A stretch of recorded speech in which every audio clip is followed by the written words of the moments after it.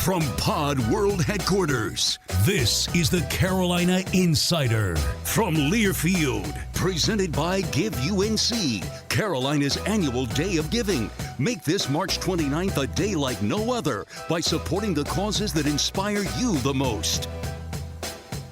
We're back. Time for another edition of the Carolina Insider. Jones and Adam here with you. We are in the dark.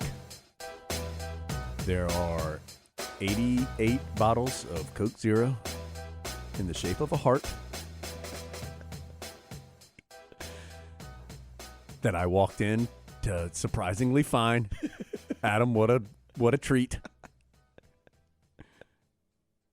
Why would all of that happen? Oh, you know the answer. It's a Pod After Dark.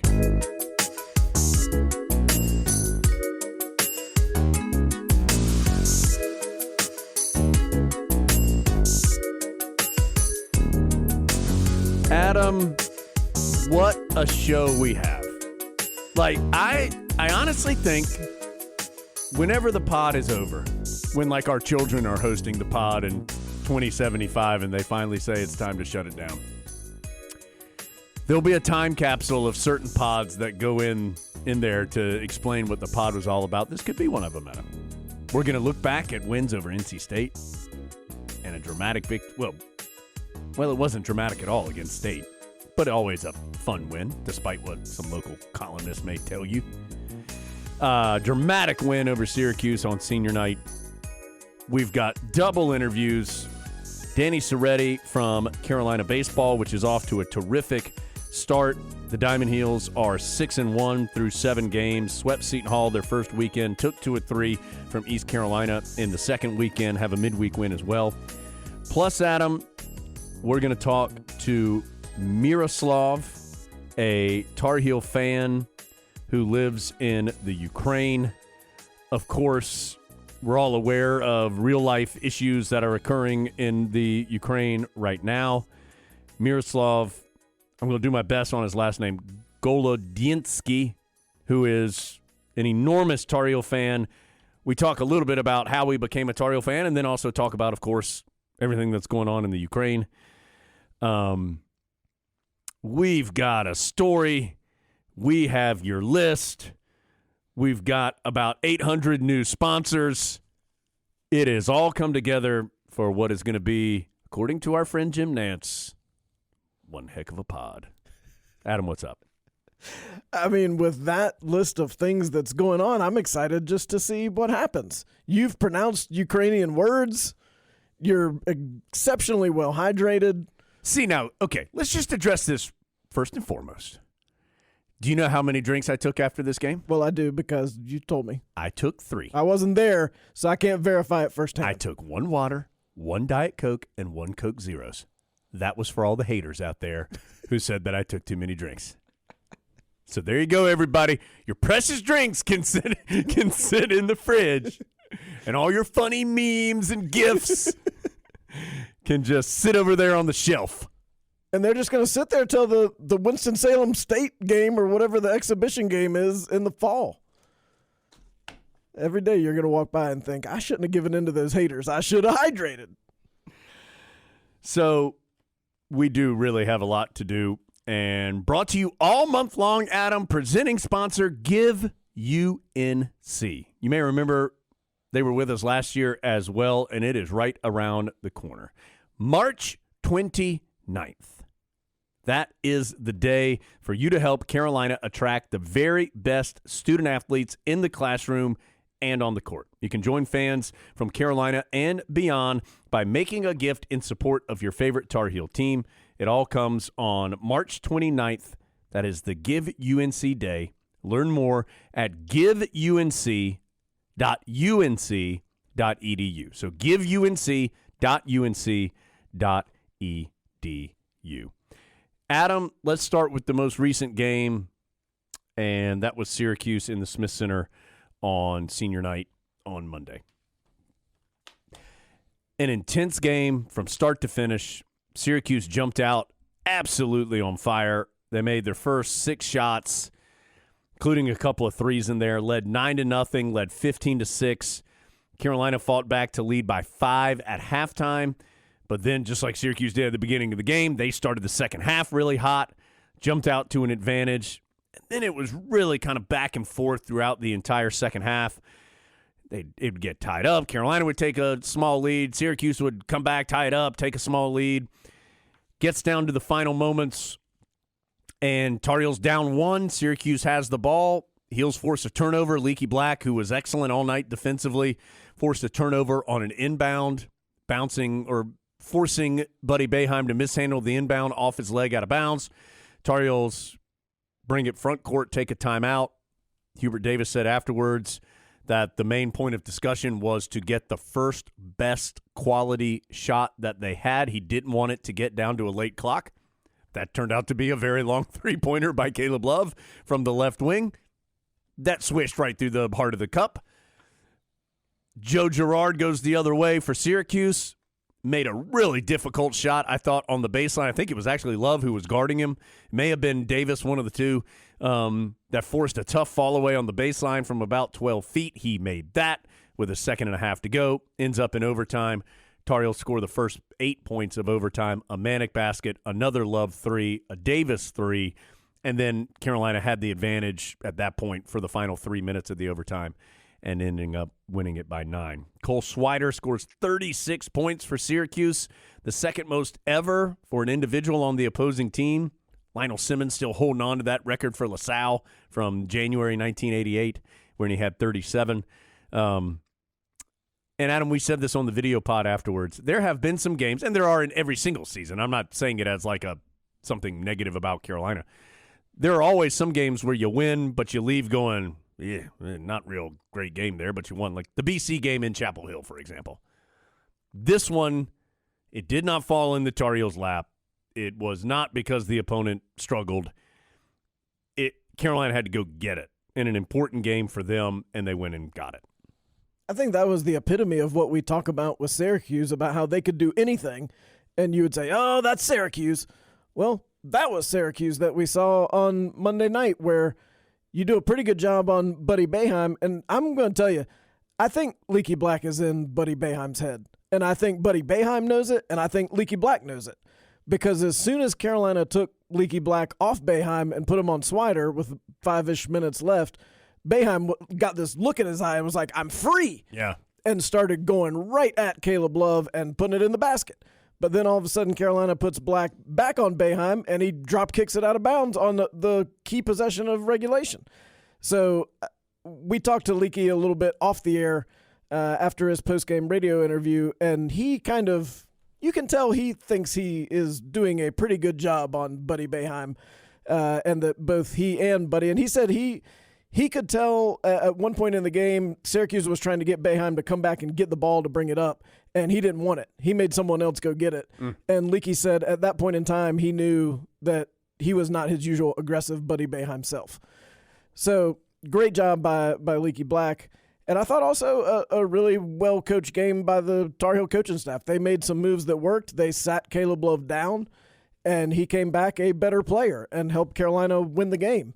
And that's the first time he had sat down other than the start of the game for senior night since the game at Virginia Tech, which feels like about a month ago. And I thought that was the right move, and it paid dividends, and the Tar Heels made several other moves that paid off too, and that's how they were able to get the win. Adam, I feel like I don't want to sit here and go down the entire Tar Heel roster, but a lot of these individuals had storylines tonight, I thought, for Carolina.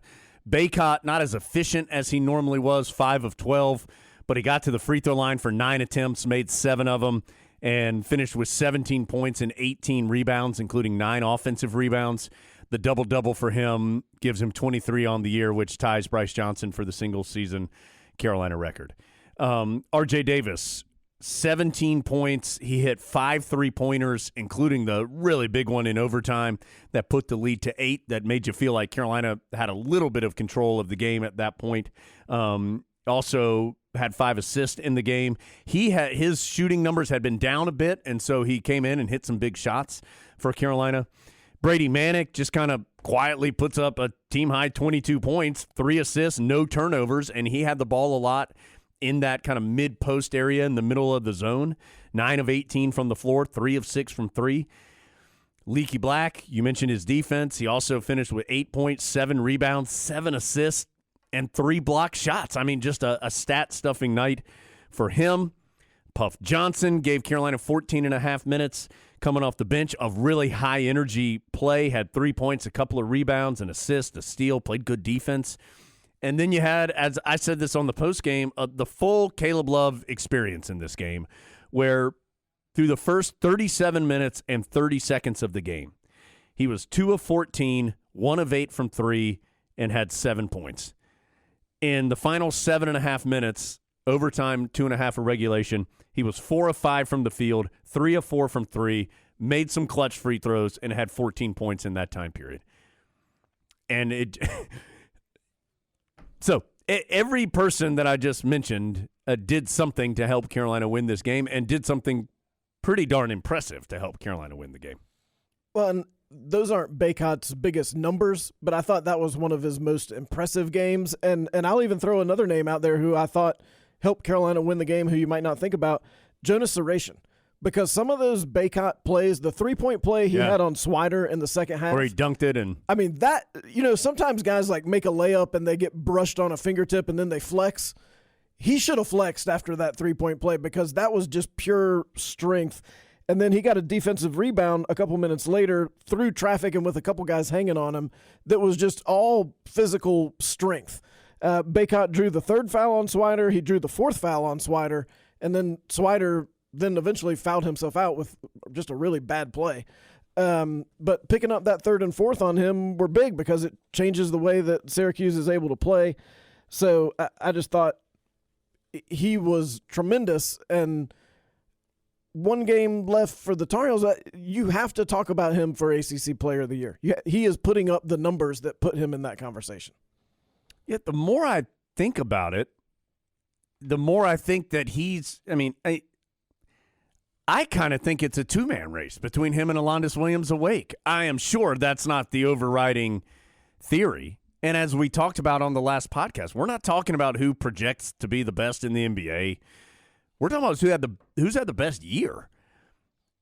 And, those two guys, Williams leading the league in scoring and assists. Obviously, very impressive. Bacot, with one game left for the Tar Heels in the regular season, leads the ACC in rebounds, in field goal percentage. I think he did coming into tonight. Now, he was just 5 of 12 in this game, so he may dip below. Laravia was second place. I'm not sure how close they were. And leads the league in double-doubles.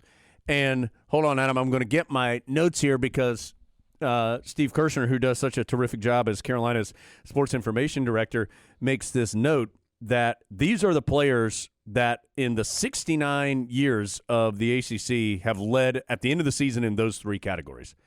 Marvin Bagley from Duke in 2018, Tim Duncan in 1997 from Wake, Dale Davis for Clemson in 1990, Horace Grant for Clemson in 1987, and Ralph Sampson for Virginia in 83, and that's it.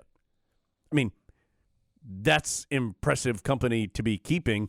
And I'll see if the only player that has a better rebounding number, field goal percentage number, and I think it's double-doubles, is Tim Duncan is the only ACC player that's ever done better than Bacot in a single season. So, those are hard numbers to argue with when you're thinking about who's been the most consistent player this season for a team that's going to finish in, at minimum, the top 4 of the league. This isn't somebody who's doing it on a team that finished 2-18 or something. They will finish in the top 4 of the league. And he's been the best-known player on the team all season. It's not like he took anybody by surprise. Teams have been scouting to beat him all year. And he just keeps getting a little better, a little better, a little better. It was fun to sit with Sean May and talk about Bacot a little bit last week. And he said, if you think back to the beginning of the year, all the talk was Armando was going to come out and show that he could make three-pointers and show off his perimeter jumpers. And he said, if you think about the course of the season, you've actually seen less of that as it's gone on because he's figured out that's not where he needs to be successful and help the team win. He watched Day'Ron Sharpe last year be an elite rebounder and get drafted in the first round because of that one skill. And he's figured out that if he can show elite skill in that area, that makes him a projectable player. And that's what he's done all year, rebound after rebound, tough basket after tough basket. And so that's really impressive. And by the way, he did it all while being Carolina's men's basketball athletic director, scholar athlete award winner. They honored him for that on Monday night.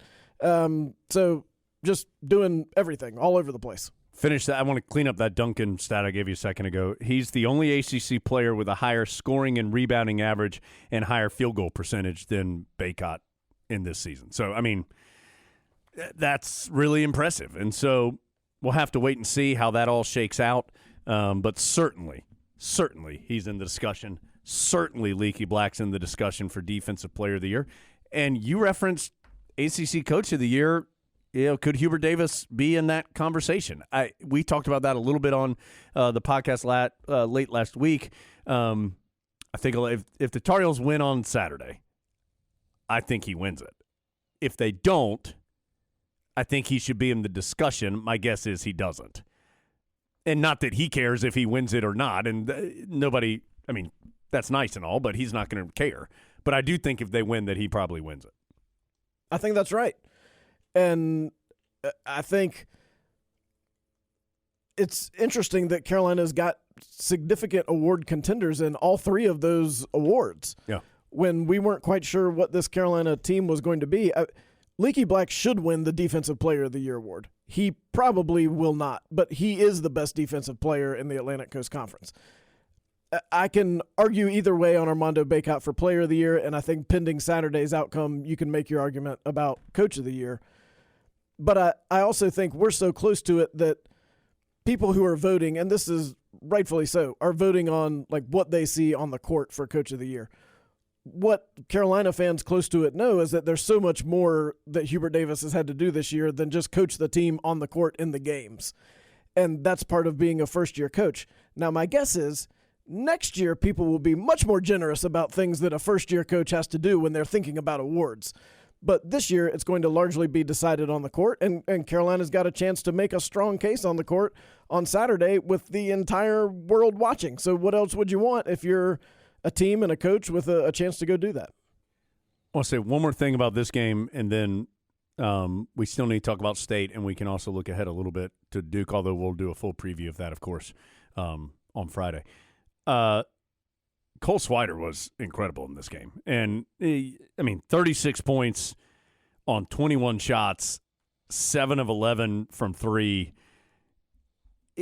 I felt like he almost single-handedly kept Syracuse in this game and got them right to the precipice of a win, and they just couldn't quite get it done.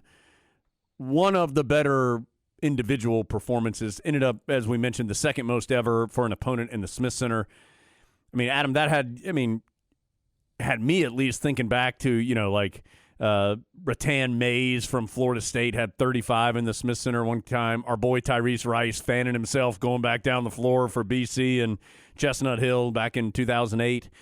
It was that kind of performance where it just felt like no matter what Carolina did, he was going to make the shot. Now, I do think Leaky Black and I think Puff Johnson did a pretty good job on him when they were on him, but that's where you get to the issue of, well, you also got to have somebody to get on Buddy Boeheim because he's the leading scorer in conference play in the ACC.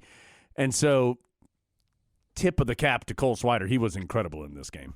And he wasn't even hitting the rim. No. And it wasn't like he got a couple lucky bounces and that's how he got to 36. He shot the middle out of the basket almost every single time, directly over people, especially over Caleb Love, who he, of course, had the height advantage over. Yeah, he's 6'9".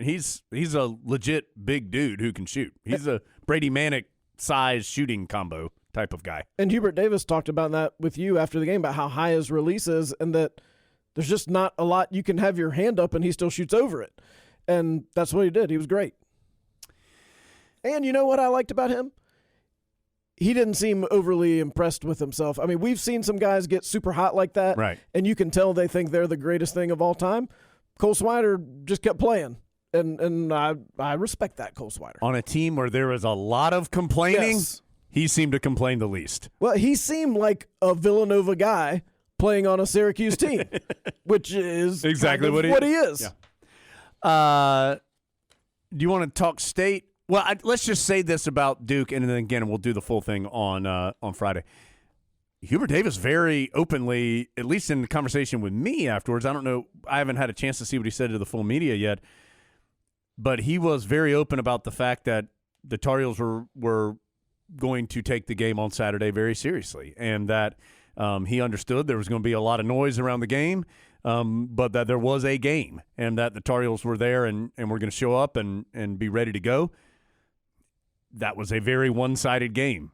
Very one-sided game, and not in the way that we wanted as the Carolina Insider podcast the first time they met. So some strong words from Coach Davis and the Tar Heels heading into that game.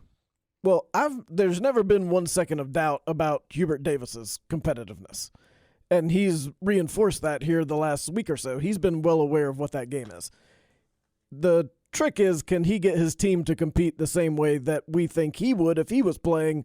Because, unfortunately, he will not be playing. Well, I mean, maybe fortunately. He might have a quickness disadvantage against a couple of the guys from Duke. But I wouldn't mind having him out there shooting. The rest of the team's got to follow his lead, and they've got a long week to, most importantly, rest, because Carolina at this point is a six-man team. That's it. And also get ready to provide a little better competition for Duke than they did the first time. Of course, the Tar Heels and the Blue Devils facing off on the court. But, Adam, that's not the only place. The Rams Club and the Iron Dukes are facing off again to see which fan base can raise the most support for their student athletes. It's the Our Blue is Best Challenge. The Rams Club is offering daily giveaways for anyone who joins before March the 5th. That is game day on Saturday. Rams Club memberships start at just $100 annually, or if you're a Carolina student, it's just $25 to be a student Rams Club member. Current members can be a part of this as well. They can give to the Our Blue is Best Challenge or encourage friends and family to join. More information on how to participate, ramsclub.com/ourblueisbest, ramsclub.com/ourblueisbest. Let's prove that Carolina Blue is the best blue. Student Rams Club is a great deal. If you are a student or if you're a kid. Because you start accruing your points or whatever, right? You can get 4 years of points at a major, major discount. So if either you're a student or your kid is a student or your sibling is a student, great time to sign them up to help them out, but also help the Tar Heels defeat Duke. Also, we're brought to you by our friends at StubHub, the easiest way to experience every Tar Heel game. Adam, have you heard that the tickets are expensive this Saturday? For the Carolina Duke game in a very small gym? Instead of talking about the game that's occurring on the screen, let's talk about how much those tickets are. Well, check StubHub just for the heck of it. It's the easiest way to experience every Tar Heel game. Check the virtual view, score your seats, get your tickets delivered instantly. StubHub is the official fan-to-fan ticket marketplace of the Tar Heels. StubHub, be there. Okay, Adam, this Saturday-Monday turnaround started with State on Saturday, and, man, the Tar Heels jumped out on top and never looked back. They jumped right on top of NC State in the first half.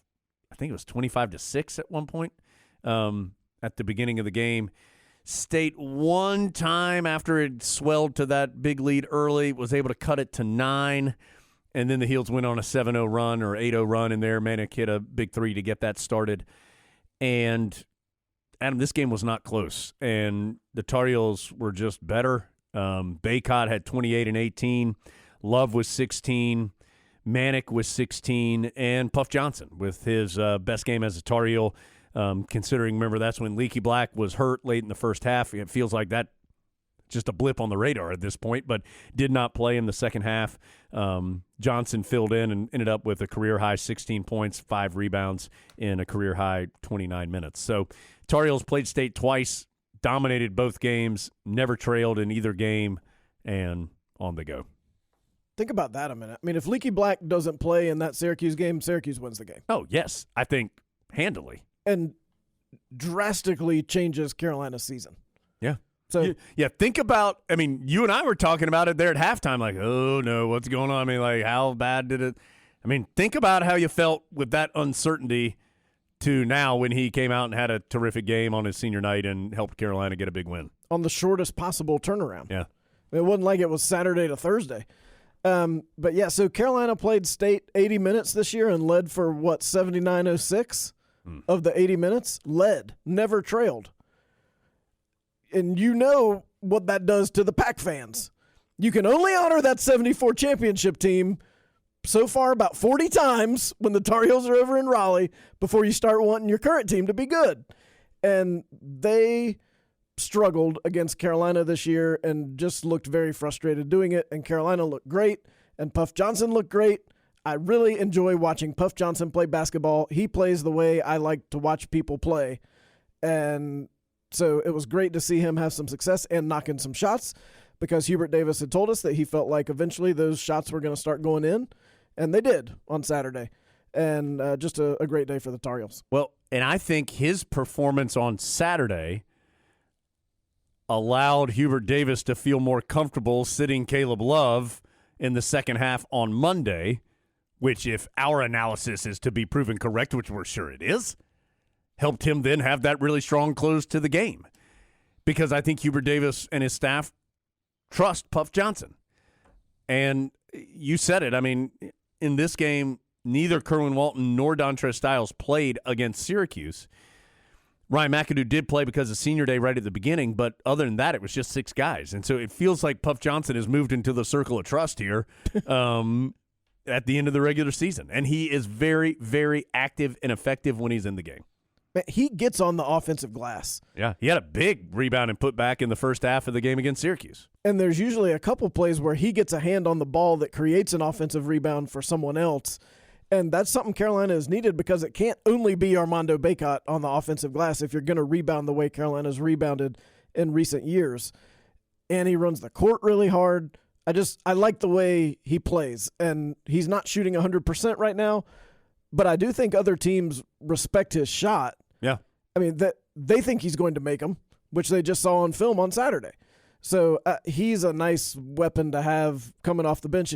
If you're only going to have one weapon, that's a good one to have. And right now it seems like the Tar Heel rotation is at 6, and that's just the way you got to play it. Adam, anything else from this? Let me just say this about the Tar Heels, Adam. They lost that Pittsburgh game. We played Sad Friday, and it was deserved.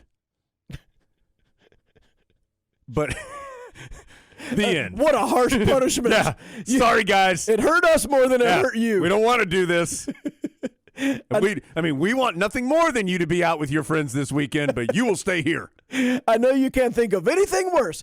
This is worse than even not getting some new retros. Yeah. We're going to play Sad Friday on you if you don't straighten up. Yeah. We'll turn this car around. We played Sad Friday.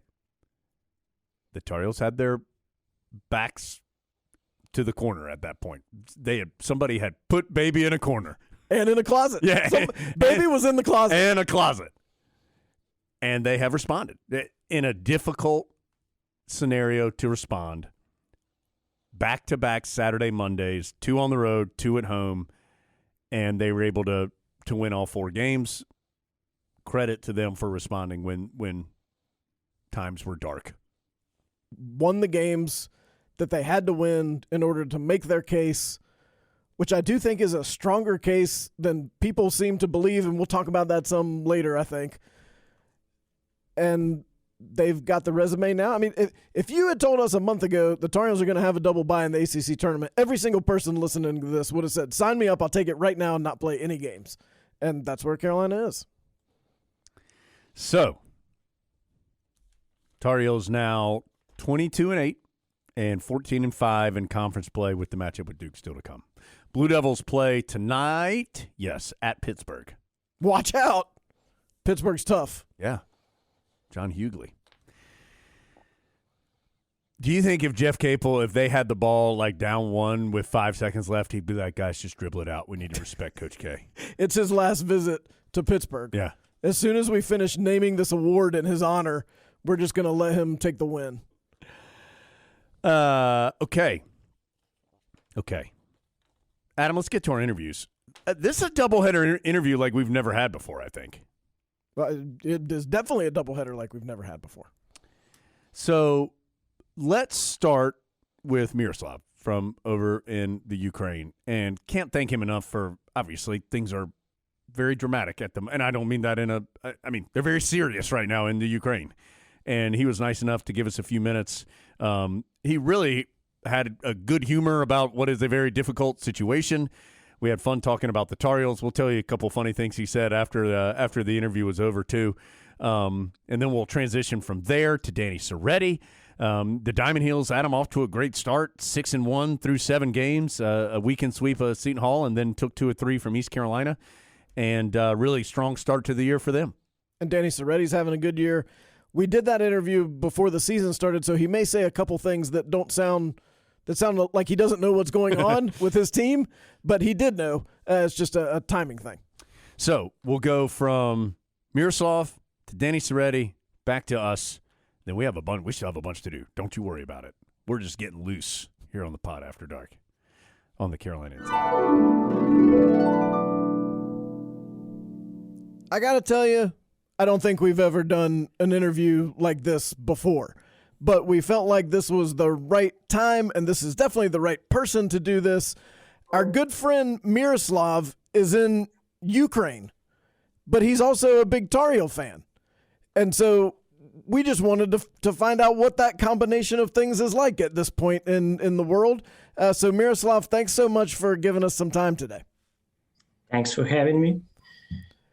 Now, how are you a big Tar Heel fan in Ukraine?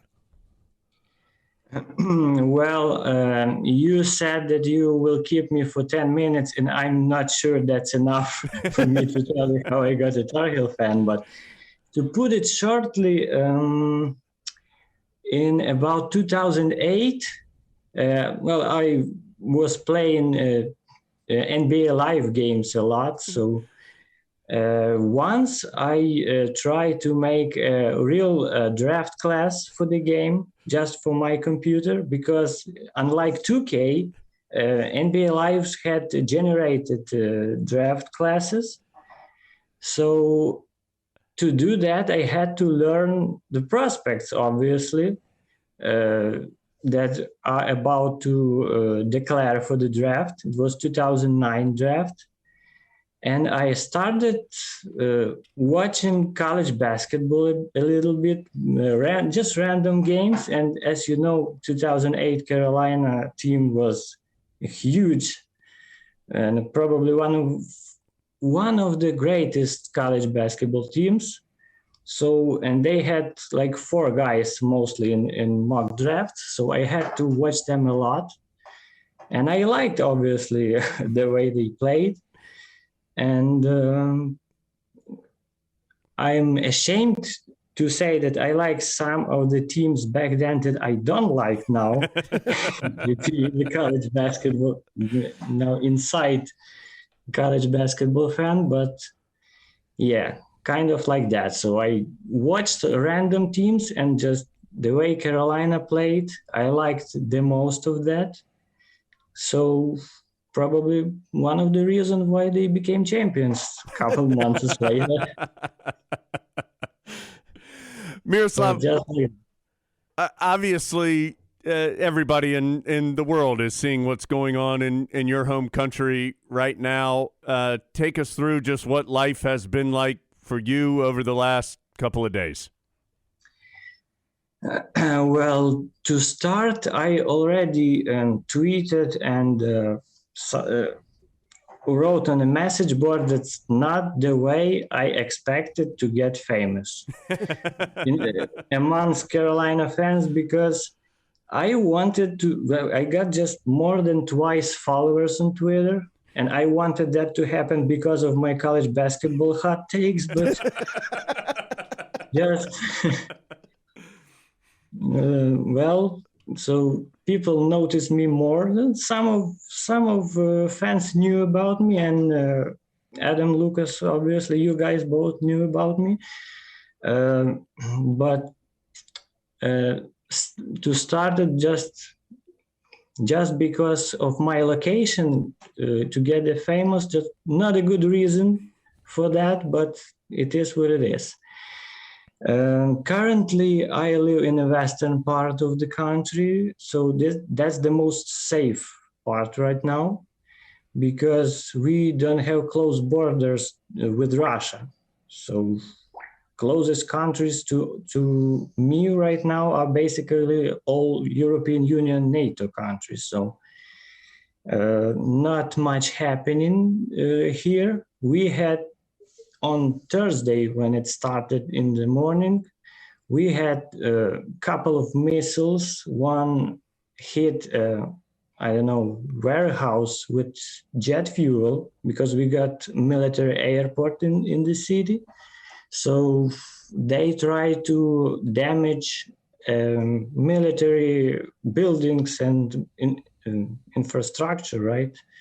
First. So they hit airport where my parents-in-law live closely, and they hit the building with the fuel. So the picture on my Twitter that day with the black smoke, that was the fire from that hit. And since they didn't damage airport much, they destroyed basically just the building, but not the lines, and jets were already up because they knew before that what is about to happen. We are basically still in danger that they maybe would want to finish that. So the city is basically quiet, but with military and checkpoints. So obviously people panic a little bit. So the city is kind of empty, but it's quiet and it's relatively safe so far.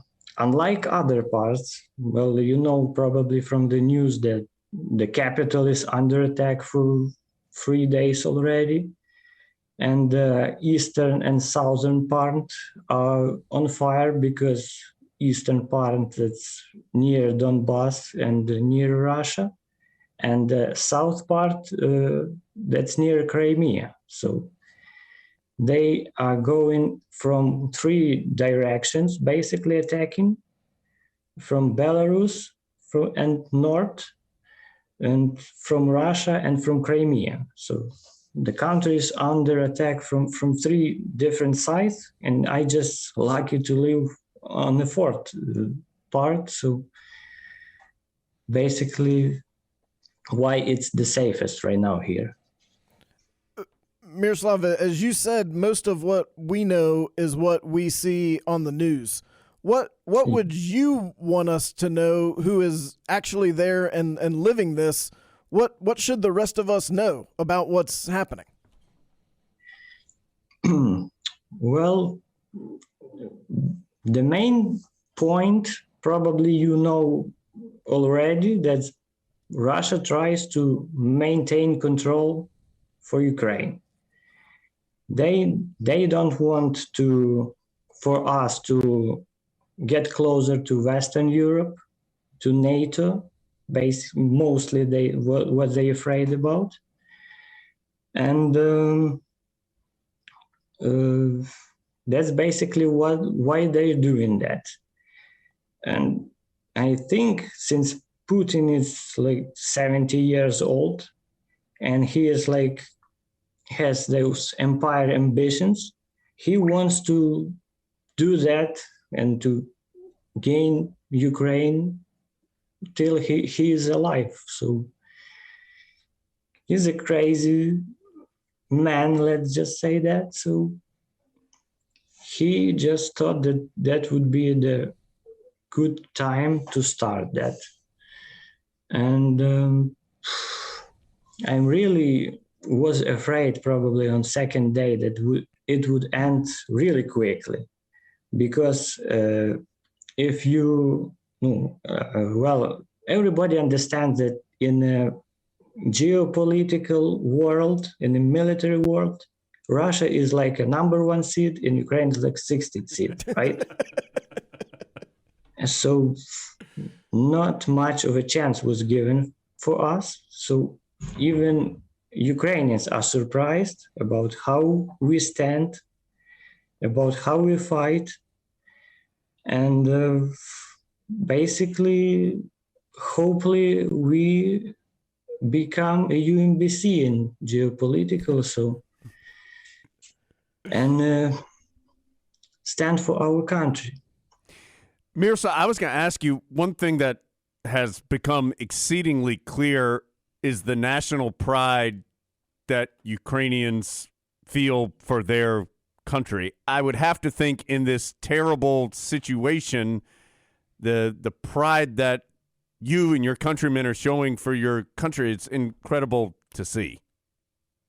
Well, you pointed very well. That's a good point, because the pride and the really reason last week, basically, because people are really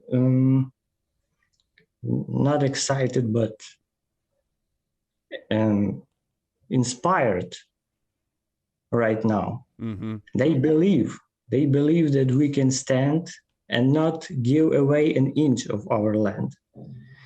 So this is not the 2014, when the country was much weaker and the army was much weaker under the regime that was gone after a revolution, pro-Russia regime.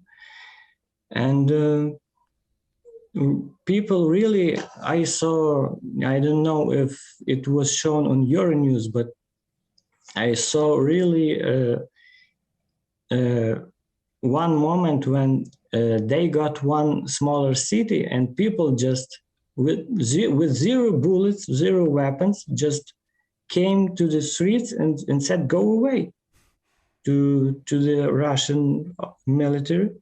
Just thousands of people came to the administration where they were located and just said, go away, we don't need you. You don't have to save us for nothing. And just they took their transport and tanks and just came away. And that's really inspiring and shows that we really have a chance to survive this war with saving our country, which is the most important thing, because negotiations could be two ways. So we could stop the war, but basically lose our country. And now people believe that we can win. But obviously, human lives and the damage that is going on right now while we speak is huge. And that's obviously really sad. And Myroslav, that whole reality is part of your daily life now. I saw you tweeted on Saturday that you have all of this going on, but you also stopped and were able to watch Carolina play NC State in basketball. How do you balance all the parts that are part of your real life right now while still maintaining some semblance of normalcy? Well, I don't think I'm still on the regular schedule of my life, because the state game was basically 2 normal hours I lived that day. I didn't watch, I did watch TV for the last week, probably more than the entire year before. So because it's basically checking news, looking what is happening, if they going closer to us or not. And on Saturday, it was just a bit of a quiet, first probably relatively quiet day here. So I decided that I can't miss Carolina game. Well, I have watched every single one since 2010, didn't miss a game. So just keeping that streak going on. All right. let's have a little bit of, I know that's in a time where there is a lot of fun, but I do want to hear your hot takes on the Tar Heels. You said that you were ready to get famous for your hot takes. So what do we need to know about what your thoughts on Carolina basketball? Well, I'm not sure my takes are hot because mostly hot takes are in Carolina fan base. Hot takes before last year was fire Roy Williams after every losing game. That was just stupid. And obviously Hubert Davis now learned that hard way of disappointing Carolina fans. But well, obviously they really hard to read that team right now. It's still mostly last year's team, but without 2 first-round picks, because I think Walker Kessler could be one. So I think mostly they could be having like probably 2 more wins if they finished better, but mostly I think Coach Davis is on schedule of what was expected from that team, at least from my point of view. And obviously need to win tonight against Cuse because of quads and bad losses, you know that. And hopefully on Saturday, but not gonna be easy on you know what day that's gonna be. You just heard a better breakdown of the Tar Heels than you'll get on ESPN pretty much anytime. Been a fan for 14 years, so have experience a little bit right now. Well, Myroslav, we sure do appreciate you taking some time to talk to us, and we will be thinking about you and all the folks around you on a daily basis, and Tar Heels are with you and everybody's with you, and we really appreciate you giving us some time today. I appreciate you for having me, and I appreciate the support that I got not only from Carolina fans, just from social media and message boards, and the support that Ukraine got from basically the entire world. That's really nice to see that other countries are helping any way they can and keep helping. And we can't do that alone. You know that, like 1 against 16, we can't do that alone. So the support and the help from basically the entire world, including obviously United States, that's really, we're really thankful for that. And hopefully we can make a stand.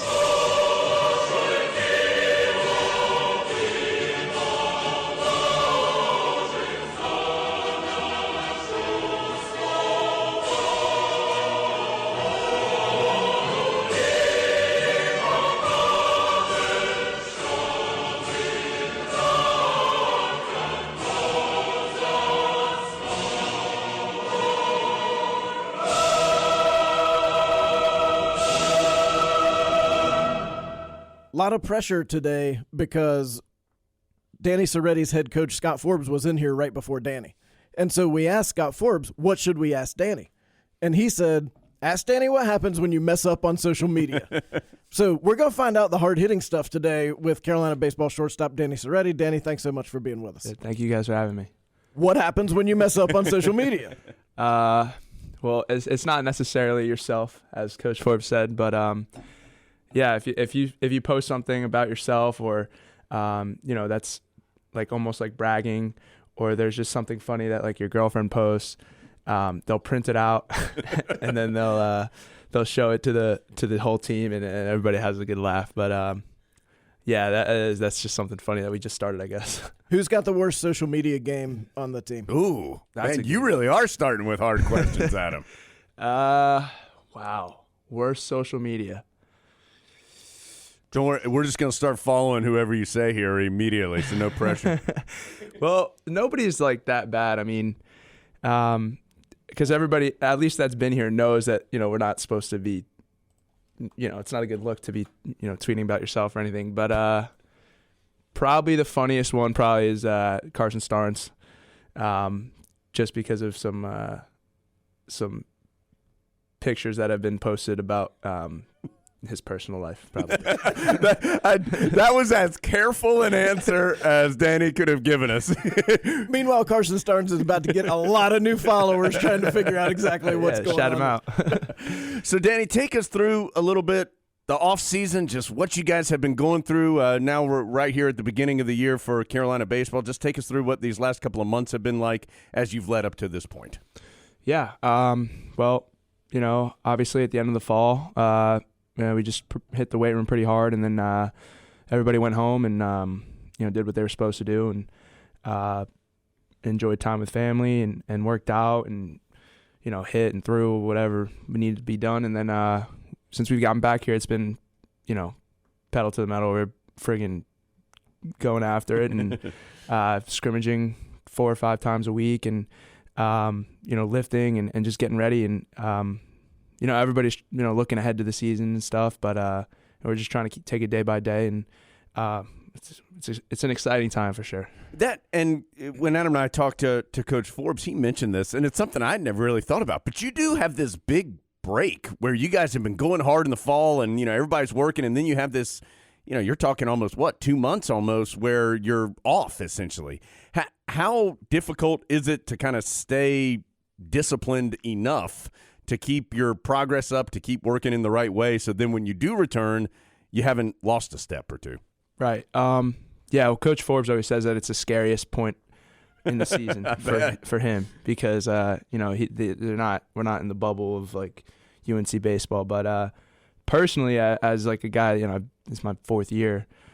You figure out what works for you and what you have to do in the off season to feel good. Because as soon as we get back, we're going at it. Like, we're getting ready for the season, and the season's like 6 weeks away when we get back. So personally, I know what I have to do, and like Angel knows what he has to do, and so it's you got to check in with the younger guys, and obviously everybody's pretty motivated, so nobody's just going home and just eating potato chips and all the holiday stuff. But you got to check up on them and make sure that they're doing the right things, and most of the time they are, so it's not too bad. Last year had some really good wins, and then it also had some downs also. What do you think you learned from last year team-wise that'll just help the Diamond Heels be a little more consistent this year? Right. Yeah, well, last year we were a really young team. So we didn't have that experience of the ups and downs of the season, because the season is so long. And just having guys like being there and being through ACC play, and we're going to go through a stretch where we might lose a few games, and that's normal in a long season. And instead of like freaking out and trying to press, which just makes things worse, we can kind of take a step back and be present and realize that it's a game of failure. And then this year, I think we're a little more talented, and we'll have the strength in the team to push through. But just experience. You mentioned game of failure. At what point do you think you figured out that you could go 0 for 4 and not be terrible? Probably when I went like 0 for 70 and then had a decent end to the year. But that was tough. Well, so when you're in the middle of close to 0 for 70, what's that like? Like, how do you keep going, and how do you believe I do still know how to do this? It's just these other guys are pretty good too. Gosh, I mean, it's really hard. It's really hard. My freshman year, I remember I went through 2 stints of like one for 15, 1 for 20, and that seemed like it was like just the end of the world for me. But like, had older guys that would help me through it, and then eventually just kind of said screw it and got through it. But so I thought that was what they meant when they said that you can struggle in baseball. And then last year happened. So it was really hard. Had a lot of one-on-ones with the coaches and them just trying to pick me up and do something. And it took me just kind of saying, like, I'm not going to hit 300 this year, but I can still help this team. And then just trying to take it just at bat by at bat, because it's tough when you look up and you see 5. It is. And then you put more pressure on yourself. But, kind of once I just let it go and just had fun playing again is really when it started to turn around. So, Do you have any superstitions that you are willing to share with us? I have a lot, yeah. So I always have 4 pieces of original double bubble in my mouth. Wow. Yeah. That's hard work because those are thick pieces of gum. Oh, yeah, especially when it's cold. I hadn't thought about like that. little Early bricks. in the year, yeah. But yeah, so what'll happen is, like, if I get out or have a bad at bat, brand new 4 pieces. So I could pop them in, first at bat, strike out on 3 pitches, brand new piece.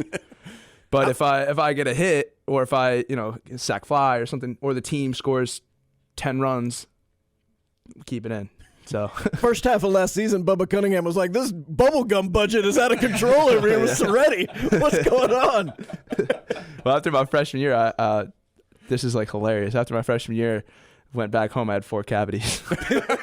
That's actually a true story. So what in the world is happening down there in Chapel Hill? Good gracious. Anything else other than the gum? That's a good one, though. Yeah. Yeah, little things. Like walking up to the plate, I always do the same thing. Running out in the first inning, I always do the same thing. I always go right to second base. And then, like, push off like I'm a pitcher. Oh. I don't know why I do it.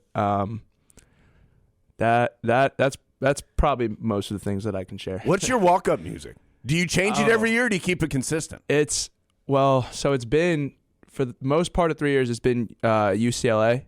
Okay. Actually, I changed it in the beginning of last year. Oh, Yeah. there's a problem. Yeah, so then I went back to it, and it helped out for a little bit. And then I just decided to change it to Promiscuous Girl. Makes sense. Yeah, All right. I don't know why. I just felt good.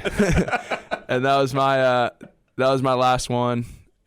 Just felt right. Yeah, it felt right. But I actually don't know what I'm going with. So I guess maybe by the time this airs, everybody will know. Yeah, But, you'll have made a decision. So yeah. just send your suggestions to Danny. Yeah, that's He's right. open to any input. Definitely. This seems like the right time to ask this. Do you ever think about how weird baseball players are? Yeah. Like, because the game is so hard, like all the weird things you do to make it make sense. Definitely. I mean, I think that there's you can't even think of the amount of, like, superstitions. Like, there's from food, from drinks, from putting. I've seen one guy put, before we're getting dressed for the game, he'll have nothing on, and then he'll put on a sock and a cleat on the same foot, and then put on a sock and a cleat, and then pants, and then, like, it's the weirdest thing. So yeah, baseball players are weird. Has to be the same thing every time. Yes. Yeah. A lot of guys play shortstop in high school or in the summer, but not as many can stay there when they get to college. What's the key about being able to play that position at this level? Oof. I mean, I actually found myself thinking the same thing the other day at practice, because I was just watching some of the guys taking ground balls. I'm like, these guys are pretty good. I mean, I don't really know what I've done to stick here, but no, I mean, I just try to practice every day at a high level, and I've learned that since I've been here. Guys like Ike Freeman have taught me things like that.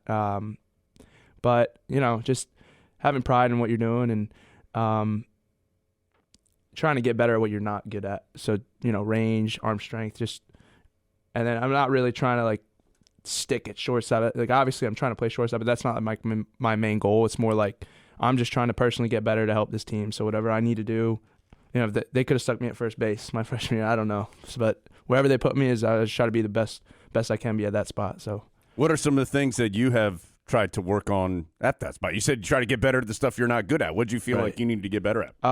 Yeah, well, I feel like I've always fought. I'm not ultra quick. I'm good in short ranges, but I'm not, I don't run a 6'6". I run like a 6'8", 60. At least I did. But so things like that. And then also arm strength has always been something that I've tried to improve on. First step, my angles. So, I mean, it's really just everything. It's like baseball is like just never ending process of just trying to get better. So, Probably that, yeah. So you mentioned, I mean, you're a veteran player at this point, but this has been an unusual couple of years, to say the least. Has it been nice to settle into a little bit more normalcy this season? Yeah, definitely. I mean, you know, I was talking to my roommate, Sandy, the other day. It feels a little bit like my freshman year, just kind of the way everything's flowing and everybody's excited about the team. And, you know, not saying COVID isn't, you know, sure, relevant today, but I feel like it's a little calmed down since the last couple of years. So, you know, it feels a little more normal, and, you know, we can focus on baseball instead of worrying about getting tested and worrying about doing all these things. So it's definitely a weight off our shoulders, and where we can really just zone in. A lot of new arms on this team. Who's the guy you don't want to see on the mound in a scrimmage? And then what's the one pitch from one guy that you know, like if he throws it well, you're not hitting that? Wow. I wouldn't know my answer last year, but this year. I'm assuming last year was Austin Love. Yeah. Yes, but no. Oh. Yes, but no. There was one guy, I won't name him, but he just struck me out, and I hated it that he could do it. It really made me so angry. But in other words, you thought you were better than that guy, but for some reason he could get you out. No comment. But no, I mean, this year we got so many guys. Gosh. I mean, Schaefer's got his changeup going. It's pretty hard to hit that one. He's pretty good. I mean, he'll help us out a lot. You know, Shadden PV House, he's got a good, I mean, it's like a sinker. It's like a 93-mile-an-hour sinker. There are a bunch of other guys. Beauvert, he's throwing the ball 95 right now when it's preseason. And then Davis, obviously, his fastball. And then if he has a splitter working with the fastball, it's like pretty ridiculous. But How is head coach Scott Forbes different from assistant coach Scott Forbes? It's pretty similar. I mean, he's the same guy for sure. He's the same guy. He's always joking around with the guys, but when it's time to, you know, be serious, he definitely gets his point across. I mean, I feel like Coach Fox was like, you know, grooming him a little bit for the spot. So there's not really too big of a difference between the two. Obviously, now Coach Forbes has to deal with head coach things, but he's still the same guy, and you know, that's something that I think is pretty cool and helps us. How'd you learn how to switch hit? Oh yeah, that's a good one. To be honest with you, I didn't like even realize like what it was. That's why like I give such credit. Yeah. I give such credit to these guys that like most of the guys that I hear switch hit, they, you know, learned it when they were 10, and then they just did it over and over and over again and in games. And I was like, I could never do that. I would hate getting out. Like that stinks when you're 10, you know. But no, so I learned when my dad put the bat in my hand lefty because he wanted me to be a lefty, probably when I was, 2 or 3. And then my favorite player was Jeter, so I wanted to hit righty. And my dad was like, you can hit righty, but you also have to hit lefty. So then I would go through like the whole Yankee order, and I would just imitate the guys lefty, righty. So it wasn't switch hitting to me. It was like a game. And then it just kind of happened. I don't know. Do you think of it mechanically like it's two different swings, right? Like do you know different keys righty than you do lefty, I'm guessing. Yeah, so I have different cues for each side, and I like different things make me feel better thinking different things, but I try to keep the mechanics part of it. So like the cues get me to the same spot. The different cues get me to the same spot, if that makes sense. Where like I know I have to do the same thing from both sides, but I have to think different things to get there. And then you can just watch the video and it's pretty similar, so that's the main thing. So you wear number 1. Did you want number 1? No. I mean, not that I didn't. It just I remember summer ball. No. At the end of summer school, when we came back in August, there's my name, just with number 1. I was like, it's pretty cool. Like, all right, I guess I'm wearing 1. Yeah. Better not being on there. Definitely better than that. Yeah. Now, this is something you probably don't want to retweet. Yeah. You've had some success in the classroom too. How do you balance playing a college sport at a very high level and also going to class at a very high level? Yeah. I mean, first I'd like to say that the Zoom school has definitely helped me out, but Hey, Zoom school counts. Yeah, Zoom school. It does. That's my mom. My mom framed the all academic ACC thing.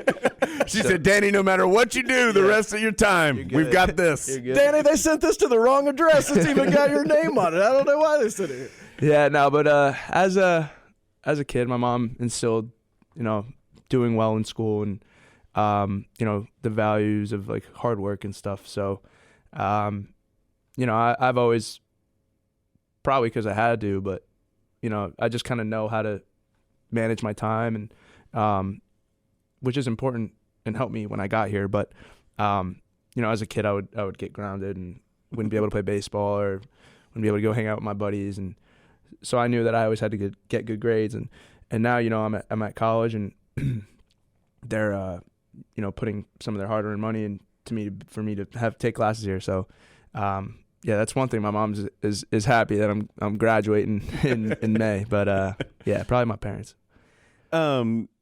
Take us through what you think will be important here as you guys get into this early portion of the season. Just a couple things that you think will be important team-wise for you guys to have the type of success that you want to have. Definitely. Well, I love the way we've been playing in scrimmages. So, if we just take that same mindset into these games, the only difference is that there's another jersey. So the way we've been playing has been very impressive, and I'm very excited for this team. So, we just keep our head down, take it day by day. Don't look too far ahead. Don't be result-oriented. I think good things will happen. How'd you end up at Carolina? Yeah, that's a crazy story, actually. Oh. Yeah, it's actually a pretty crazy story. So I was committed to St. John's when I was 14. Oh, wow. Maybe just turned 15. It was after my freshman year of high school, and they were ranked like top 25, and I didn't really know college baseball that well. I mean, I'd seen the only team I was familiar with was the Heels. So yeah, I had a good freshman year. We won a state championship, so I started to get some local up around Jersey, some local like Rutgers, St. John's. Went to a camp, ran like a 7.7 60 through like 75 across the diamond, and they offered me like a ton of money. So I was like, wow, like that's crazy. So I just said, yeah, definitely. And I was so excited for it, and stuck with it for a few years. And going into my senior year in the summer, one of the coaches, the recruiting guy, left St. John's. So then, the class started to fall apart a little bit. I was like, whoa, what's going on here? And just played in a tournament, didn't think anything of it. I think Coach Forbes happened to be there, did well. Found that the class was falling apart, decommitted, and then Coach Forbes reached out and went on a visit, fell in love, and now I'm here. What's the biggest culture shock moving from New Jersey to Chapel Hill? Probably how nice everybody is. It's a little weird. I think I've gotten used to it now, so it's not as weird. But people like opening the door for you when you're 30 feet. You got to hit like the light jog. And say thank you. Make it look like you're going a little faster. Yeah. So but the people, and not saying people in Jersey aren't, but it's just the Southern hospitality is a real thing. Our interviews, as always, brought to you by the Independent Insurance Agents of North Carolina. Texting while driving takes your eyes off the road for about 5 seconds. At highway speeds, that's like driving the length of a football field with your eyes closed. Trusted Choice Independent Insurance Agents of North Carolina want you to stay safe behind the wheel. Put down your phone while driving. Let's have a hands-free NC. To learn more, find an agent near you. You can visit trustedchoice.com/goheels. Adam, I did want to say one funny part of our interview with Myroslav that happened once we had stopped the recorder. We were kind of talking about stuff, and he said, in all honesty, this invasion is the ultimate how can you justify that?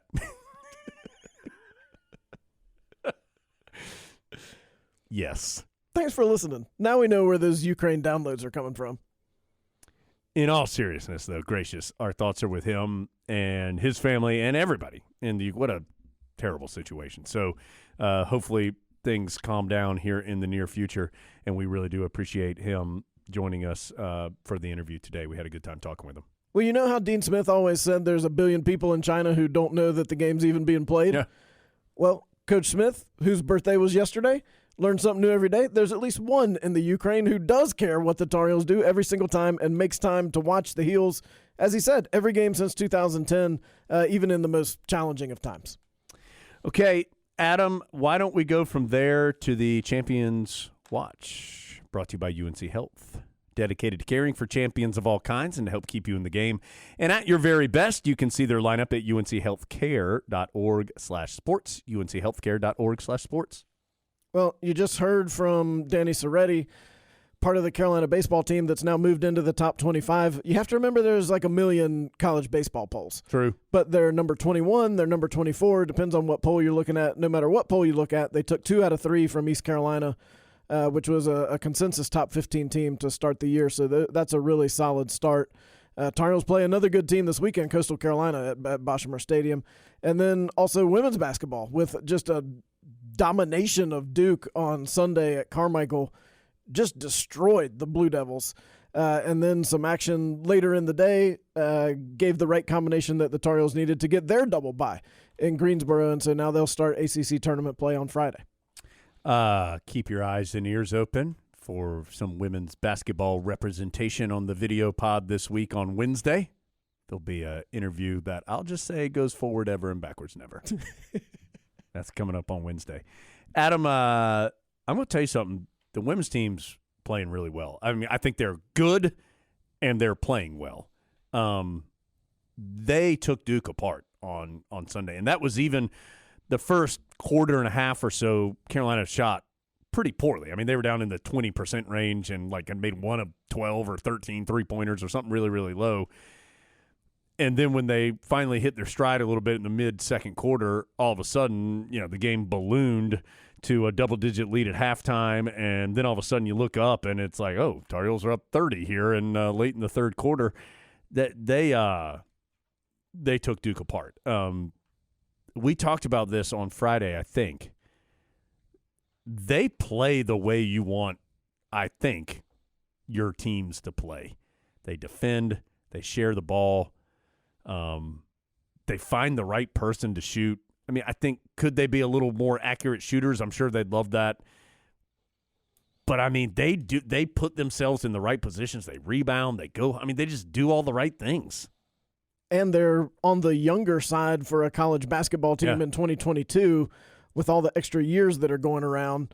So they're going to be good for years to come. But it always seems like they know where their teammates are going to be on both offense and defense, which is a sign of a really connected team, which is something Courtney Banghart talks about all the time. So they're really fun to watch play. I think that ACC tournament game on Friday is going to be at 11 a.m. So if you can make time to see that one, you'll see a team that's really fun to watch. Okay, Adam, we have a lot to do here on the back portion of the show. Before we get to Adam's list, a reminder that we are, of course, brought to you by LS Tractor.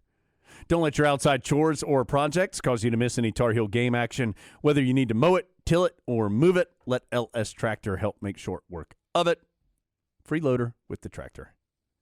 My freeloader did not get here in time. I only had 1 Coke Zero, 1 Diet Coke, and 1 water after the game. LSTractorUSA.com to learn more. LS Tractor. Now you can do more for less. From the seat of our tractor to the seat atop Adam's list.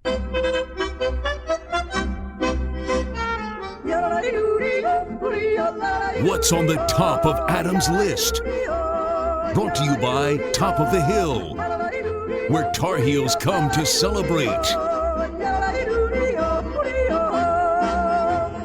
Great Photoshop from Rusty Sebastian with Theo Pinson in the NBA 75 photo. Yeah. We'll show that on the video pod this week, so make sure you check that out. Many people wanted Jones to know that Duke is going to release NFTs in conjunction with Coach K's last game at Cameron. Many people did want me to know this. How many have you bought so far? The answer is 0. But Adam, this is perfect for Duke to do this. It's perfect. Of course they're going to do this. They've had some meetings to ideate on this, and this is perfect. I know people thought I was going to like rail on it and go all crazy on it. I can't. It's perfect. Of course they are. Of course they're going to make up. I mean, what is it even going to be, Adam? Is he going to hug Wojo repeatedly in like a GIF? It's not like a flip book. What is it? What's it going to be? It's going to be him at his press conference. Da, da, da, da, and doing like his little dance. I mean, honestly, what do you think it's going to be? Probably him like standing in front of the big giant banner at Cameron that's the biggest banner in the entire building that has his name on it. I think that would be fitting. And we have to say, some or all the proceeds of this are going to the Emily K. Center, which is a noble thing to do, and I appreciate that more than I would if like all the profits were going to Mike Krzyzewski. Sure. But that being said, a Duke NFT honoring Coach K's last game at Cameron. That's not even an I don't even want this because I didn't even originally think I did want it. I didn't even know what it was. You couldn't if you'd have told me, Jones, the way that they will commemorate Coach K's final game is with an NFT. I would say, what the are you talking about? I don't even know what you're talking about. I wish I feel like the Cardinals broadcaster reading that reader card. Non-fungible. What even is fungible? What is this? No fungible token. NFT stands for non-fungible token. A digital token that's a type of a what is that word?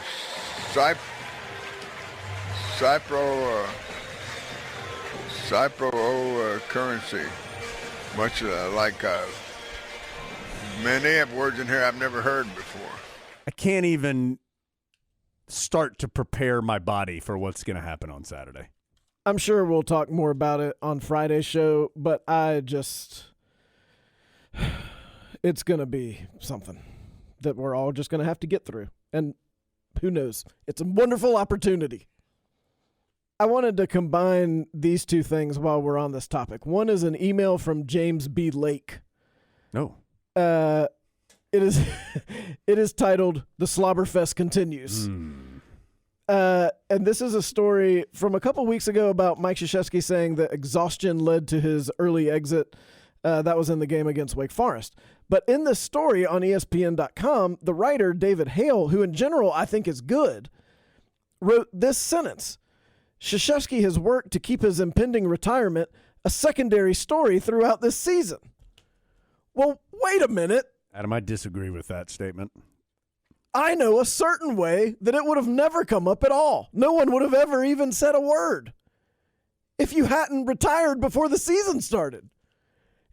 It's been the primary story since the day Mike Krzyzewski danced to Cascada at Cameron Indoor Stadium at a press conference. That's the only story. That'll be the only story in the NCAA tournament. Jim Nance's crew, Jones, is going to follow Duke everywhere they go in the NCAA tournament. Heck of a tournament, guys. So he did that. No one did that to him. Let's all stop acting like someone thrust this upon him. And he was like, whoa, guys, wait a minute. Wait a second. I never said anything about this.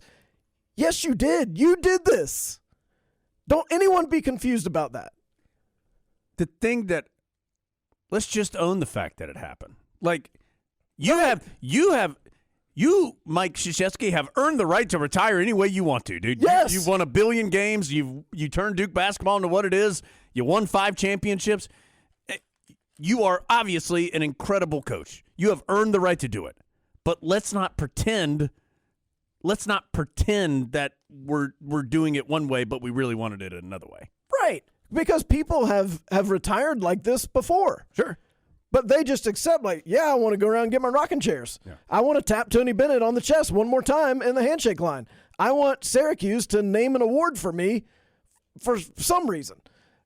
All these things are fine if you just accept it and acknowledge that that's what you wanted. It's fine.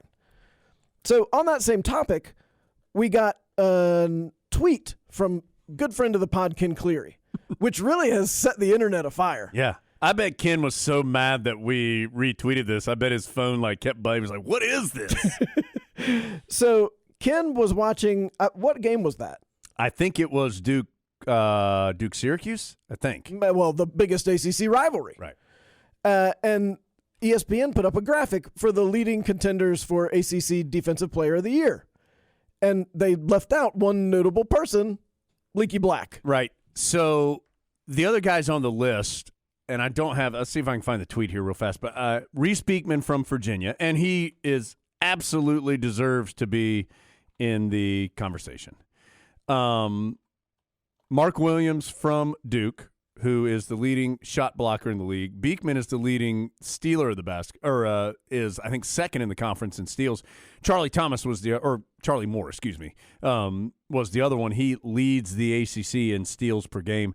And then they had Wendell Moore from Duke, who, according to this graphic, opponents are shooting 32% and 26% from three when he is defending them. Do you think maybe the producer was like, guys, we need that guy from Concord? Yeah. We need the guy, put that guy from Concord on the graphic. And the intern was like, you talking about Wendell Moore? And look, all four of those guys, certainly, I guess, the Miami one, I guess. It's just you led the league in steals, which I'm not saying that's not an impressive feat. Nor is it directly correlated to being the best being great defense. player. Yes. All those guys, fine. Deserve it of conversation. But this isn't a Twitter poll, bro. You have more than 4 slots. Look, Jones knows about Twitter polls. Yeah. You have more than 4 slots. You could have put Leaky Black on there if you wanted to. I know and trust me, I'm in the biz. I know there's templates and stuff. You could have put Leaky Black on there if you wanted to. And Adam, it's fine. But it was incorrect, is what it is. You're telling me he's not one of the 4 best defenders in the league? That's just absolute malarkey, Adam, is what that is. And so I don't know if Leaky Black's going to win it. If I could say it into existence, I would. I think he's going to get first team all conference or all defensive team for the ACC. I truly believe that he should be the defensive player of the year. I don't know if he's going to win it or not. He should have been included on this list. And it's certainly a how can you justify that he wasn't. I do not have to justify. How can you justify what you've done? How can you justify sacrificing our love? How can you possibly justify that? Well, and so if you heard our post-game interview with Leaky on Monday night, he made reference to the fact that he thought he might like to come back and play in the Smith Center again. Because we were having a conversation about running through the tunnel for the last time, and he said, I hope I get to do that again. And I was still in, I don't want to see you in the NIT mode. And I said, I kind of hope you don't. And he kind of tilted his head at me. And then I said, I hope you don't get to this season. And he said, yeah, maybe I'll get to do it next season. So maybe a little tip of the Leaky Black hand there as to what his plans are in the future. And if he does come back, then I think Buddy Boeheim will go straight to the pros because he sees Leaky Black in his nightmares. Adam, since we're talking how can you justify that, I want to do another one. I do not have to justify. How can you justify what you've done? How can you justify sacrificing our love? How can you possibly justify that? And this was brought to our attention, I think, by Horace on Twitter. But I noticed I was going to talk about it regardless. And I don't know if you feel this way or not because we haven't talked about this off the air yet. So I want to see if you feel this way like I do. I feel like on Saturday, there was a very clear directive for whoever was doing the ESPN games to jam in some kind of conversation about the Tar Heels being on the bubble, on Joe Lunardi's bubble, the most sacred bubble of them all. Lunardi came on game day. I believe he called Carolina America's bubble team. That's what my son angrily told me. I didn't see it. I know for a fact it was mentioned in the Gonzaga at St. Mary's game and the Arizona at Oregon game. Adam, what in the world are we talking about the Tar Heels for in Gonzaga at St. Mary's and Arizona at Oregon? I'm going to guess, and I don't know this because I didn't see a lot of other games that day on the ESPN family of networks, other than Florida State with that wild buzzer beater against Virginia. Holy cow. I'm going to guess that wasn't by coincidence that multiple people talked about the exact same thing. Whether or not you believe Carolina is on the bubble or not, I tend to believe the Tar Heels have done enough. Certainly a win on Saturday or a win in the tournament would solidify things. But I tend to believe the Tar Heels have done enough. Unless you're just going to shut the ACC out, unless you're going to say, okay, Duke can go, nobody else can. I think the Tar Heels have done enough. The fact that there seemed to be like this coordinated effort to talk about how bad the Tar Heels' resume was just disappointing. Like, I didn't understand the point of it, I guess. Now, could it have all been a coincidence? Sure, maybe it was. Maybe the folks doing the St. Mary's Gonzaga game just happened to feel like in this game where Gonzaga's barely lost all year, never loses in conference play, was like the wildest home court advantage of the season for St. Mary's. Maybe the main story when that's all happening should be what the Tar Heels are doing, who, by the way, had won earlier in the day by double digits. Maybe it was, but I find that hard to believe. Well, and the weird thing was the context in that Gonzaga game wasn't it San Francisco? San Francisco should be a lock. But you've got this team like North Carolina over here that doesn't even deserve to be in the discussion. Look, if San Francisco wants to meet in Chicago and play, nobody from Carolina is going to be real nervous about that. I'm sure they're a fine squad. But Carolina would take their chances against San Francisco on a neutral court. And don't sit around here and tell me that the West Coast Conference? Yeah. Is that the name of that conference? Yes. That somehow they're all really good because they all lose to Gonzaga all the time. Yeah, the Gonzaga and St. Mary's conference. Yeah. St. Mary's isn't going to the Final Four, bro. I don't even need to see the bracket. I get that they're scrappy and they're different and they've got some dudes from New Zealand or something, and that's quirky. And they've got a little tiny gym. Yeah. So that makes us all love them even more. It really was tiny. I don't think they have any seats in the end zone. Looked like it was like just walls. Okay. Sorry, I'm derailing you. Here in the ACC, where we have seats on all four sides of the court, we also have teams that are somewhat better than people think. Is this the greatest year in ACC history? No. It is a down year for the ACC. But I got to tell you, I still probably favor the ACC in the ACC WCC Challenge, which will meet and play in Indianapolis, the home of everything that's good. So, but you can't spend all your time railing on the ACC and talking about how down it is and then go, well, I don't understand why Carolina doesn't get any good wins. Because you just said they don't play any good teams. How are they going to get good wins if they don't play good teams?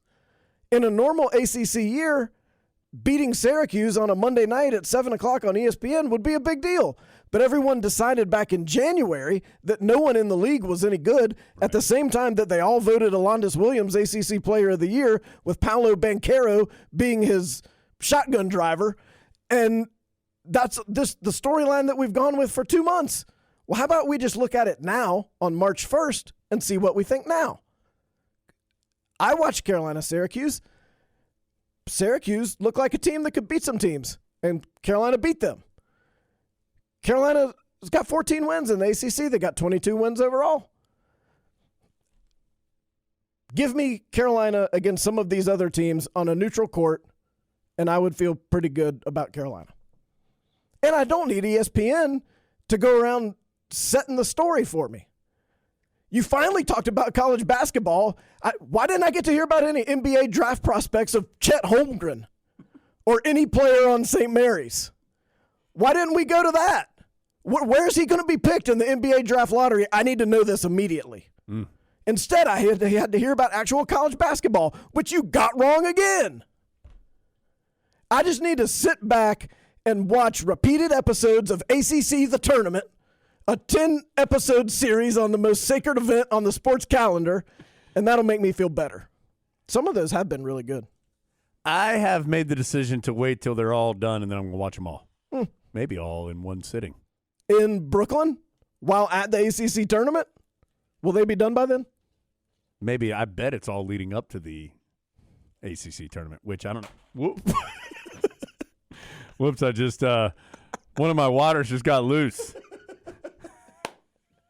When you have a whole pallet, that can happen. Yeah. Okay, let me make sure I haven't stopped our recording here, Adam. I had a loose ball turnover there. My water hit our recording device, a.k.a. computer. I feel like the last episode will come out that week, probably. Yeah. I've now watched 3, and the third one was my favorite because it had the most Tar Heels. Adam, we need to give a couple of let's just make them one up.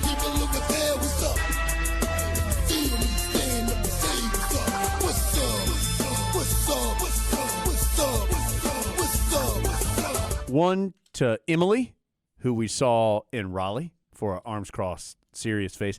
And I got to tell you, Adam, I've looked at this Arms Cross Serious Face a couple of times since it occurred. I think this is one of our better ones. Well, Emily really brought it. Yeah, she is not messing around. She's not messing around at all. An incredible basketball IQ from Emily because she first walked up before the game and then immediately recognized we had on the headsets. Yeah. And Emily listens to the pod. She knows headsets on means on air. Look at how serious she is. Yeah. Emily's about to rip down the offensive rebound and jam it back in your face. Yeah. And then, Adam, I want to give both a what up and then a half what happened to Pat. Is that a segment? Yeah. To Pat Tesmer.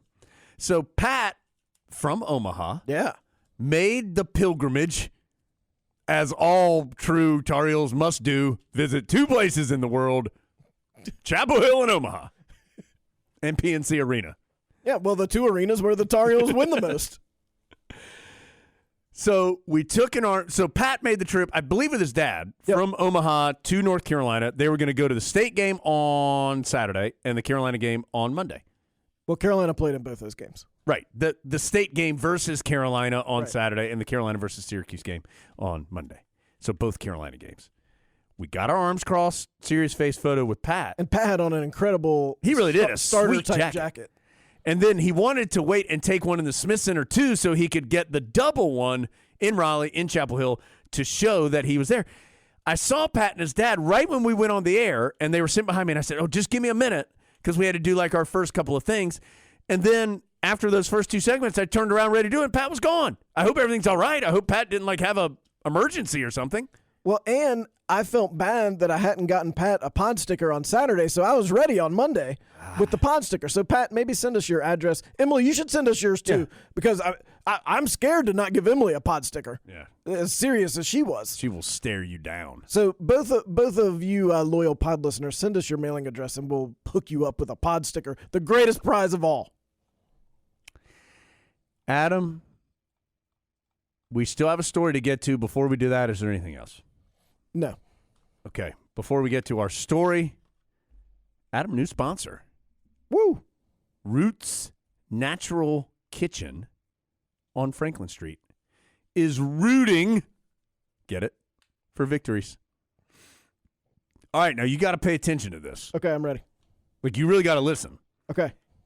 Every Friday during the month of March, Roots Natural Kitchen is providing lucky listeners of the pod a gift card to the Chapel Hill location of Roots for every Carolina victory the Heels earn this week. In all sports? Adam, I've told you all I know.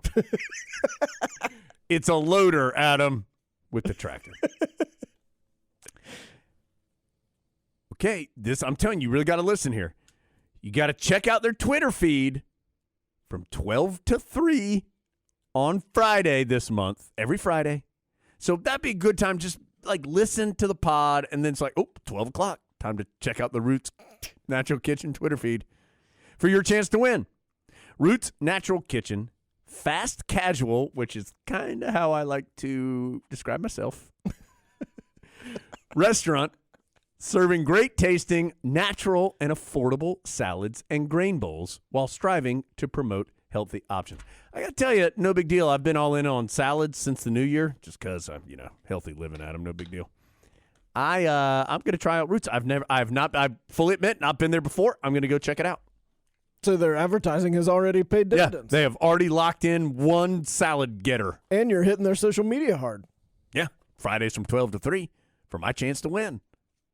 Roots Natural Kitchen, proud sponsor of the pod. What up? Okay, Adam, I need a moment to recoup, get my mind right for this story time to close things out. Let's listen to an ad. Well, hello there. Jones and Adam, we're here to wrap up the Carolina Insider. We're brought to you by... No, I'm just joking. Let's get to a story time to close things out. Amy Patterson sent in our story. Mr. Goosehonkers. Mr. Goosehonkers, wake up, sir. I know it's a pod after dark, but that doesn't mean that you can't get yourself ready because Amy's story starts like this.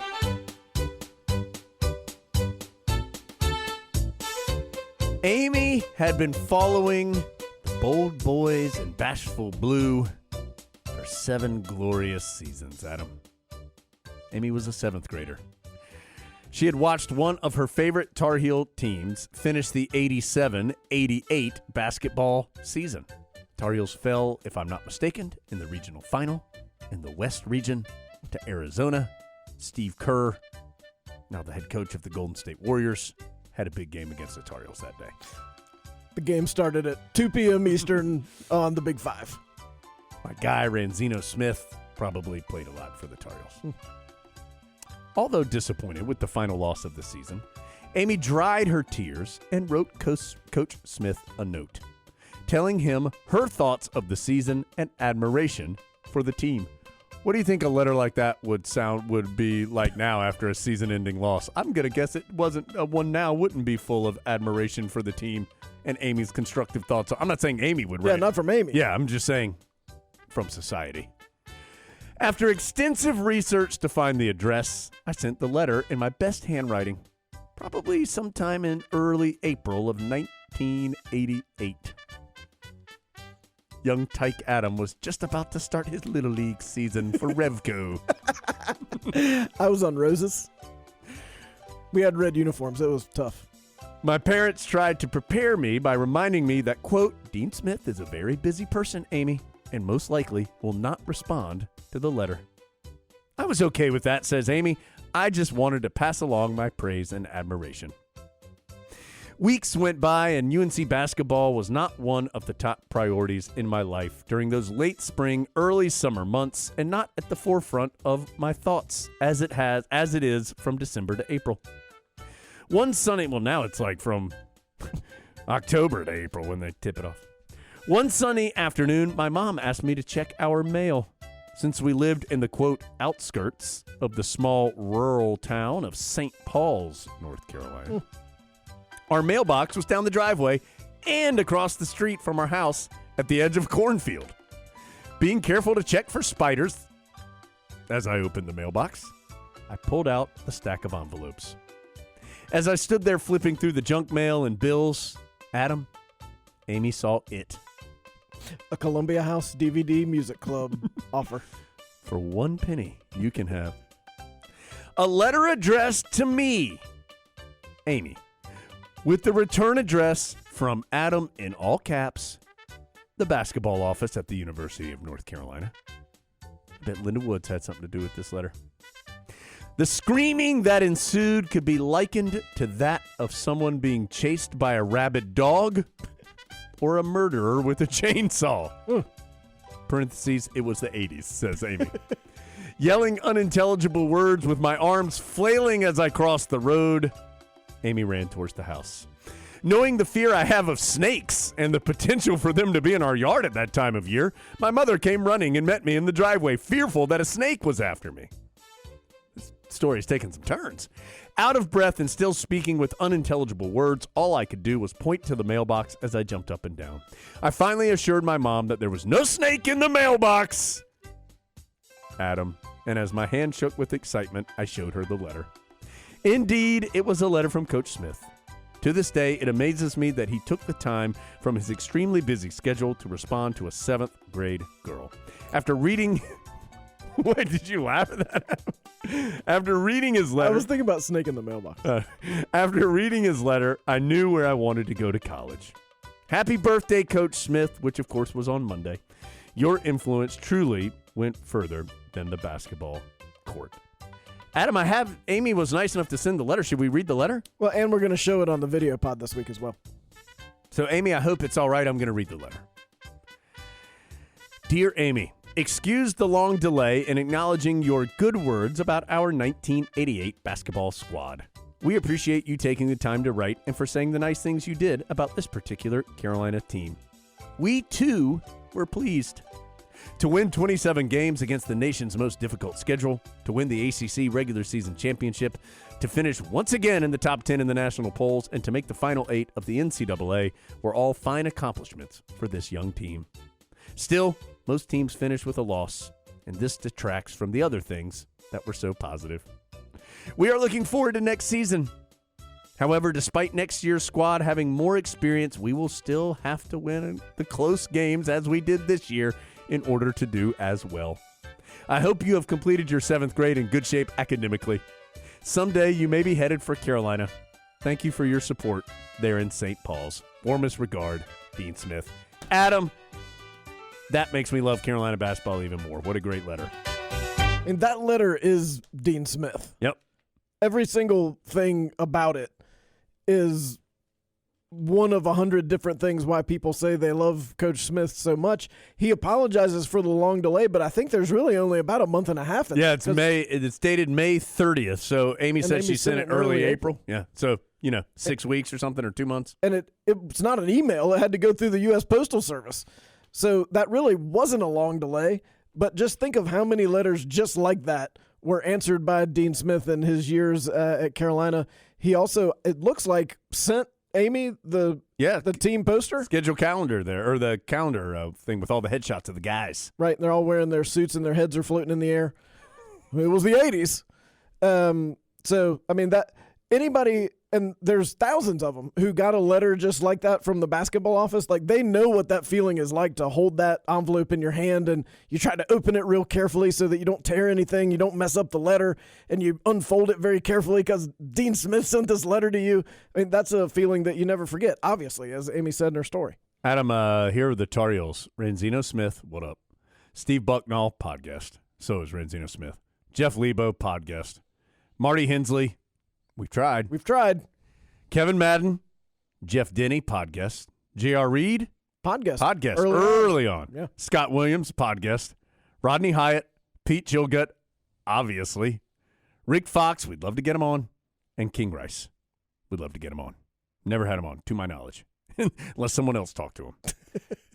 Coaching staff, by the way, Dean Smith, Bill Guthridge, Roy Williams, Randy Wheel, Dick Harp. Not a bad squad there.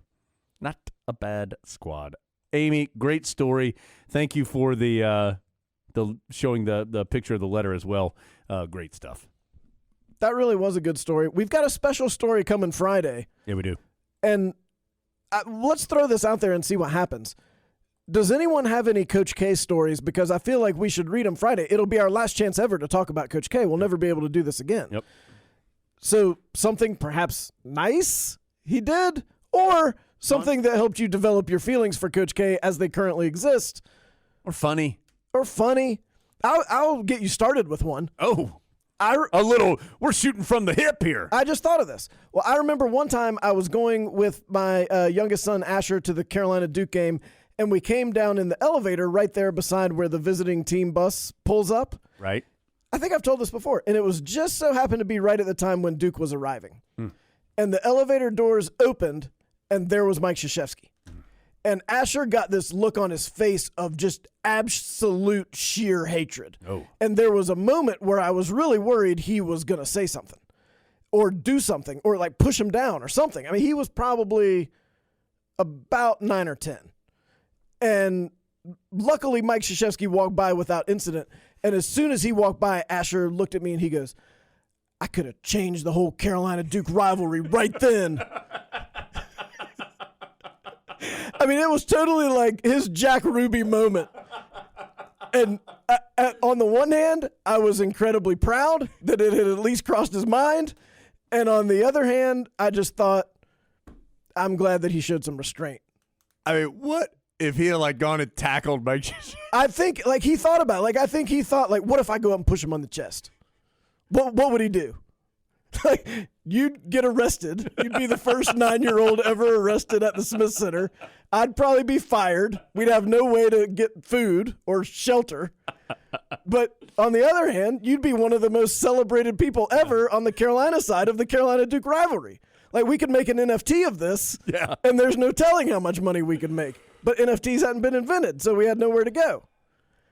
I will never forget that look on his face when the elevator doors opened and Mike Krzyzewski was right there. I mean, because it was the first time he had ever really seen him that close in person. So it was like kind of like seeing your teacher at the grocery store, but it was also like, man, I've got some things I really want to do right now. I've waited for this moment my whole life. I didn't know when it was going to come or where it was going to come or how it was going to come, but it's here. Is this appropriate? I'm not sure. I don't think it really is. My dad's right there. This is awkward. Nothing happened, and Carolina won the game. Oh, a nice little postscript there. Yeah. Adam, anything else before we get out of here? No. I would like it on record that I took 3 drinks. 1 water, 1 Diet Coke, and 1 Coke Zero. If the fridge remains open, I will take more. But for now, let's let our friend Myroslav and Danny Serretti and the RZA get us out of here on the latest edition of the Carolina Insider. I'm Myroslav, and see you later, Big Grits. I'm Danny Serretti. See you later, Big Grits. When I was small, we had nothing at all. We used to eat grits for dinner. Pound box of sugar and a stick of margarine. A hot pot of grits kept my family from starving. Steamy hot meal served less than 5 minutes. Big silver pot, boiling water, salt in it. House full of brothers and sisters, the pot's missing. Pilgrim on a box on the stove in the kitchen. When I was small, we had nothing at all. We used to eat grits for dinner.